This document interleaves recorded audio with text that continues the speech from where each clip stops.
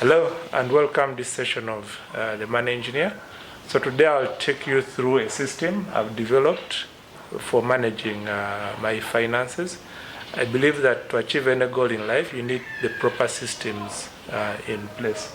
So systems always beat willpower and spontaneous action. So this is my system. So you can learn a few things, you can adopt, you can adapt, whatever you wish to do. So I'll show you my incomes. So I have some money, some little money which comes in from business income.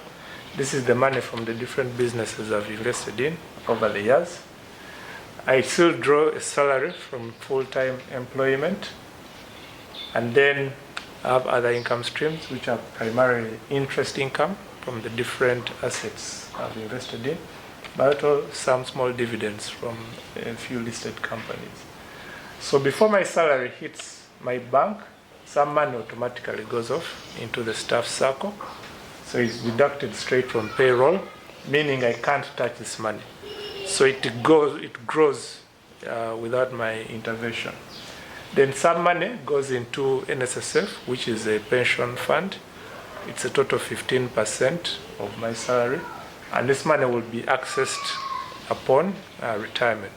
So the long-term funds is basically the NSSF, then the SACCO is a short-term fund, typically 5 years. Now I'll show you other funds I invest in from the bank account. This account here is held in Standard Chartered. So once the money comes in here into StanChart, it's automatically diverted. I've set up standing orders on the app. So some money goes to Prudential. Prudential is an insurance firm, and they have many investment products. So typically I have two. One is called a Cash Builder, which is a 5-year product. I've already done 2 years. The other one is called EduSave. It's a 10-year product, and it's basically for education for our little girls.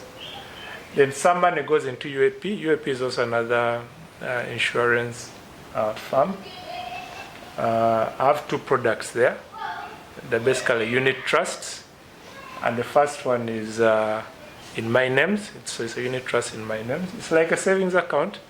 I can invest some money, I withdraw some money, but the bit is I earn interest on it.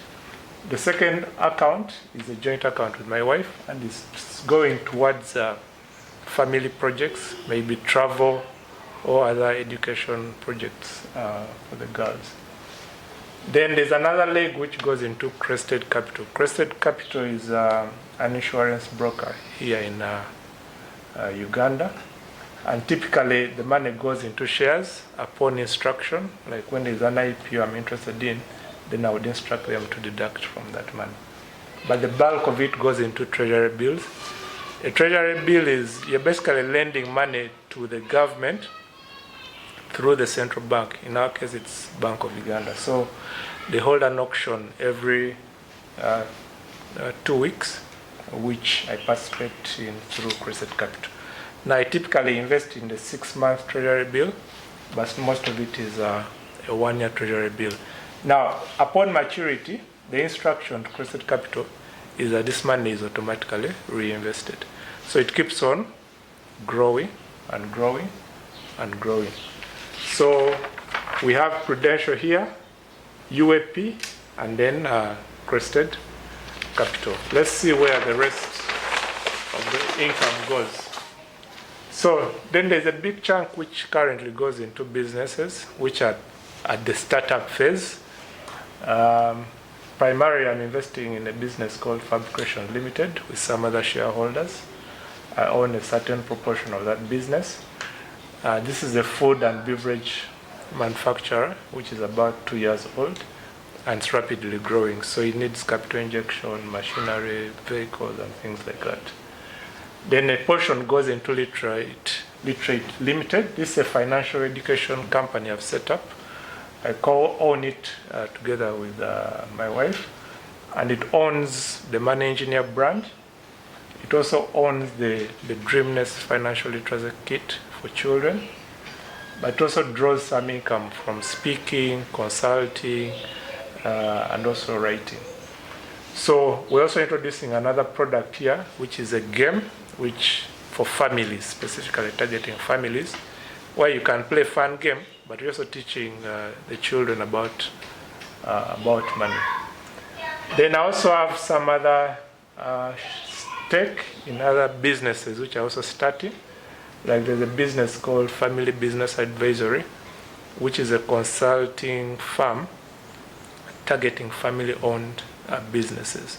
Because we realize that many family-owned businesses which are not properly structured, they don't have the right governance, the right systems, yet they form the bulk of the enterprises globally and also here locally. So here, I have some stake in that business, but also other businesses as and when they come up. Then I have some money which also goes to other investments.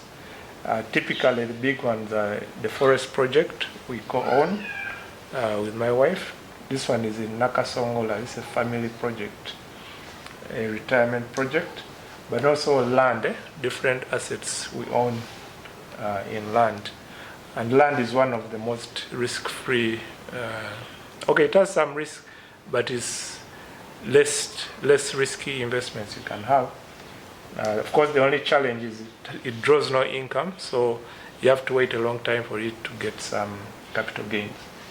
Then I have some money which goes into savings account. The savings account here is with a Housing Finance Bank, and it's an emergency fund for me. So if there is a tire burst or a mechanical issue with the car, or an illness in the family, or someone needing help, typically I'll draw it from here.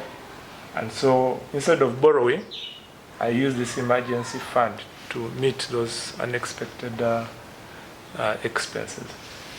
Then finally, I start spending the money. So all this has happened within a day or two of being paid. Then now the expenses, which is school fees, fuel, airtime, food, shopping, all those things go into expenses. Now, since I started restructuring my finances, I've seen the proportion of expenses to income drop. So currently that proportion is just 20%. So I'm saving and investing 80% of all the income which comes into my possession. And you can see that is a very aggressive savings ratio, but the idea which propels me is financial independence. So the idea is that the income from all these investments will compound over time and will exceed my expenses. When that happens, I'm financially independent or financially free, meaning I don't have to work for money.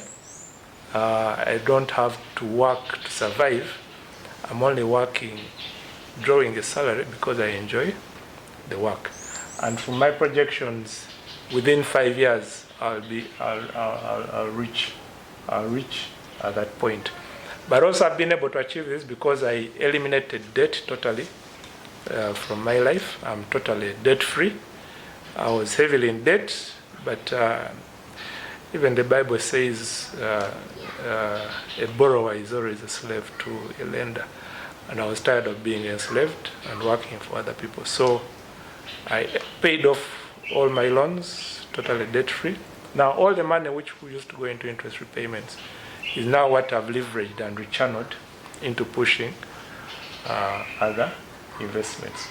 So this is how I manage my money. This is a system I've set up.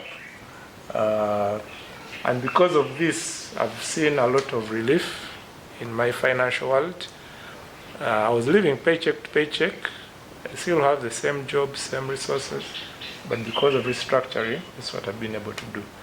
And from my projections, even without any income coming in, I can maintain my lifestyle for the next 3+ years without liquidating any of the big assets. So there you have it. This is some of the stuff I do.